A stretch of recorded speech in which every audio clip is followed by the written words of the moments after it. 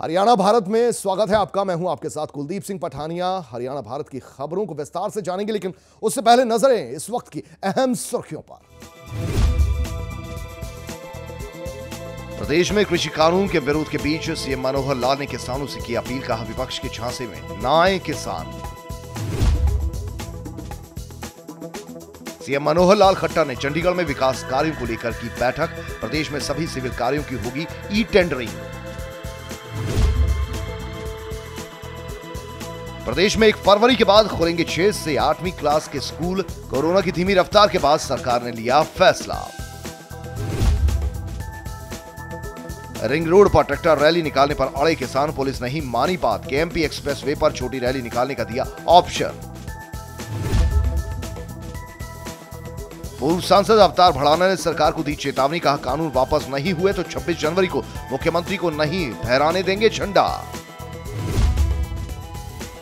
प्रदेश में कृषि कानून पर हो रहे विरोध प्रदर्शन के बीच सीएम मनोहर लाल खट्टर ने किसानों से अपील की है कि उन्हें विपक्ष के झांसे में नहीं आना चाहिए। वहीं किसानों के ट्रैक्टर रैली की गेंद दिल्ली सरकार और दिल्ली पुलिस के पाले में डालते हुए सीएम ने कहा कि किसान दिल्ली जाना चाहते हैं और अब यह दिल्ली सरकार और दिल्ली पुलिस की जिम्मेदारी है कि वो कैसे इस मामले का हल निकालते हैं।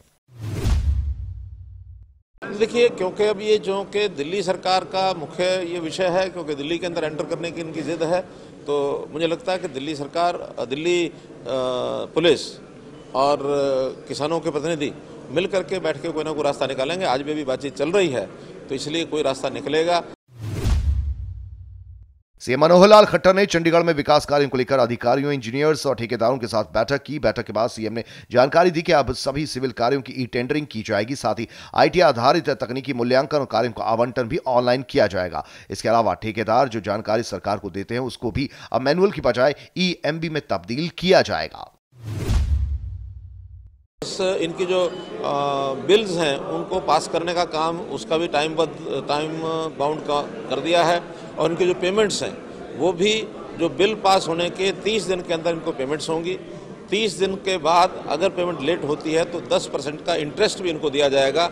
इससे भी वो बहुत संतुष्ट हैं। अभी सभी ई टेंडरिंग से होंगे, कोई भी टेंडर मैनुअल नहीं होगा, तो सारे ही काम ई टेंडर से होंगे। और एक विशेष इसमें बात यह है कि जो परफॉर्मेंस सिक्योरिटी जो ली जाती थी पहले 5%, उसको भी घटा करके कोविड के कारण से जो केंद्र में एक सूचना निकली है कि 31/12/2021 तक उस 5% को 3% कर दिया गया है। प्रदेश में कोरोना की रफ्तार धीमी पड़ती देख सरकार ने स्कूलों को दोबारा खोलने का मन बना लिया है। शिक्षा मंत्री कुंवरपाल गुर्जर ने बताया कि 1 फरवरी से सरकार ने 6ठी से 8वीं क्लास के लिए स्कूल खोलने का फैसला लिया है। उन्होंने कहा कि एक बार ये क्लासेस से चलने लगे उसके बाद हम प्राइमरी तक के स्कूलों को भी खोलने का विचार करेंगे। साथ ही इस साल के सिलेबस को कम करने पर भी विचार किया जा रहा है। गणतंत्र दिवस पर ट्रैक्टर रैली निकालने को लेकर दिल्ली पुलिस और किसानों के बीच बैठक हुई। बैठक में किसानों ने कहा कि पुलिस ने उन्हें दिल्ली में घुसने से इनकार कर दिया, तो वहीं किसान दिल्ली के आउटर रिंग रोड पर ट्रैक्टर रैली निकालना चाहते हैं। ऐसे में पुलिस ने उन्हें केएमपी एक्सप्रेस वे पर छोटी रैली निकालने का ऑप्शन दिया, जिसके बाद किसान संगठनों ने इस ऑप्शन को खारिज कर दिया। आपको बता दें कि ट्रैक्टर रैली को लेकर दिल्ली पुलिस और किसानों के बीच आज दूसरे दौर की बैठक हुई थी। कृषि कानूनों के खिलाफ किसान आंदोलन में 10वें राउंड की बातचीत में सरकार को झुकती नजर आई। दरअसल केंद्र ने किसान नेताओं को 2 प्रपोजल दिए। पहला, 1.5 साल तक कृषि कानून लागू नहीं किए जाएंगे, और दूसरा, एमएसपी पर बातचीत के लिए नई कमेटी बनाई जाएगी। कमेटी जो राय देगी उसके बाद एमएसपी और कृषि कानूनों पर फैसला लिया जाएगा। और सरकार 1-1.5 साल तक भी कानून के क्रियान्वयन को स्थगित करने के लिए सहमत है।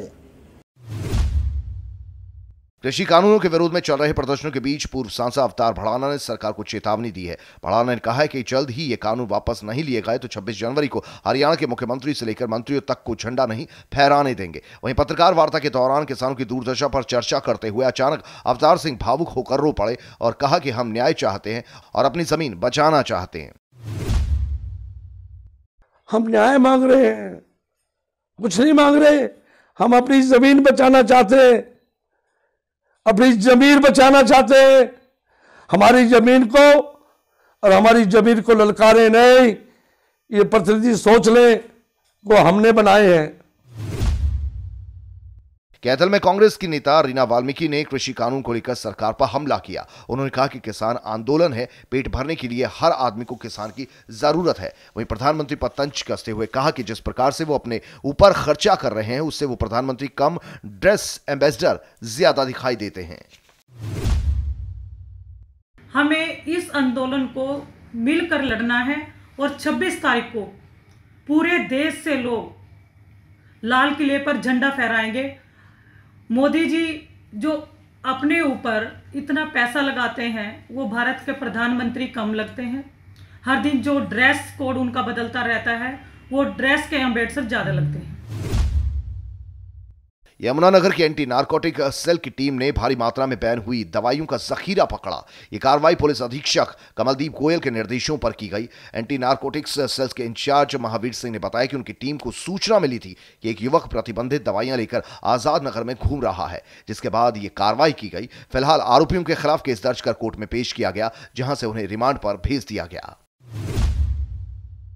जो दवाइयां पकड़ी गई है प्रतिबंधित दवाइयां हैं, कैप्सूल हैं, तो वो आजाद नगर का रहने वाला है और मौके पर ड्यूटी मजिस्ट्रेट को बुलाया गया और ड्रग इंस्पेक्टर को, और आगे ये कहां से लेता है उसकी तफ्तीश अभी जारी है। अंबाला की सेंट्रल जेल, जहां अंग्रेजों के जमाने में भी परिंदा भी पर नहीं मार सकता था, आज उस जेल में मोबाइल फोन बड़े आसानी से पहुंच रहे हैं। दरअसल अंबाला जेल में जेल प्रशासन ने देर रात 6 मोबाइल और एक सिम बरामद किया, जिसके बाद पुलिस ने विभिन्न धाराओं के तहत मामला दर्ज किया। पुलिस अधिकारियों ने बताया कि मोबाइल फोन के IMEI नंबरों से अब यह जांच की जाएगी कि क्या इन मोबाइल्स में कोई सिम इस्तेमाल हुआ है या नहीं। उनके कर्मचारियों ने राउंड लगाया तो उनको एक थैला, छोटा सा बैग वहाँ पे मिला, जो किसी ने शायद बाहर से फेंका हुआ है, जिस पर उस बैग की वो तलाशी ली गई। उसमें 6 नए मोबाइल अलग अलग, एक जिनमें टच का है, बाकी सैमसंग के हैं, कचोडा कंपनी का है, एक छोटा चाइनीज फ़ोन है। ये कुल 6 फ़ोन जो बिल्कुल नए लगते हैं और एक सिम बरामद हुआ है। और चलिए इसी के साथ हरियाणा भारत में फिलहाल के लिए इतना ही। दीजिए इजाजत, नमस्कार।